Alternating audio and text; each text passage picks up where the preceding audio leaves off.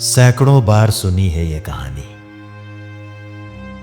कि खुदा हर जगह मौजूद नहीं रह सकता था, इसलिए उसने मां बनाई।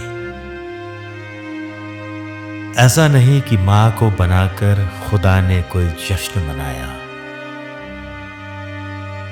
बल्कि सच तो ये है कि वो बहुत पछताया कब उसका एक एक जादू किसी और ने चुरा लिया और वो जान भी नहीं पाया। खुदा का काम था मोहब्बत, वो मां करने लगी।